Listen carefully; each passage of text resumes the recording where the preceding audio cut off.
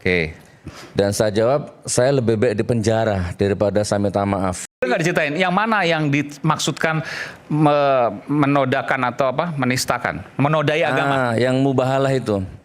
Jadi saya sumpah Quran dengan Bambang Tri itu yang dianggap menodai agama. Isinya? Ya, Sumpah apa? kan kita kan podcast ini sama Ya, Bambang oke. Tri.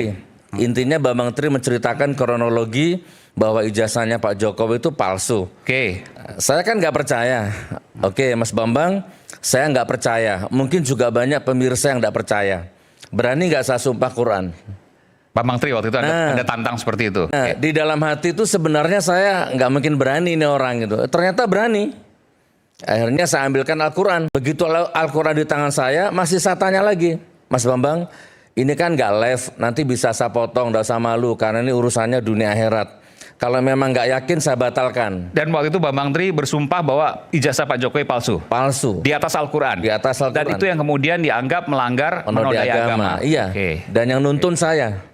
Apabila yang saya tulis di dalam buku yang saya katakan ini bohong, saya, anak istri saya dilaknat, diazab sama Allah.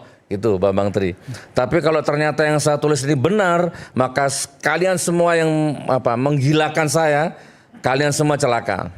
Itu aja sih mubalahnya. Maka ditangkaplah saya. Dan juga Bambang Tri waktu itu juga ditangkap. Oke. Betul. Nah, jadi 3 pasal intinya. Oke, proses berjalan. Ada satu pengacara datang ke saya, Mas Ahmad Huzinuddin dan beberapa teman. Gus Nur, ada kabar, tidak tahu kabar baik atau kabar buruk ini buat Gus Nur. Besok Gus Nur di konferensi pers, pakai baju urin, diborgol mungkin, dibawa naik ke lantai ke atas. Nah kalau besok Gus Nur mau minta maaf, Gus Nur bebas. Oh, oke. Kan? Dalam status tersangka ini ya? Iya, sudah ditahan saya. Oke. Dan saya jawab, saya lebih baik di penjara daripada saya minta maaf. Bukan berarti saya sombong, tapi saya belum terbukti bersalah. Nanti kalau saya terbukti bersalah di pengadilan, pengadilan memutuskan salah, baru saya minta maaf. Minta maaf itu kecil. Jadi akhirnya saya milih di penjara, Mas Aiman.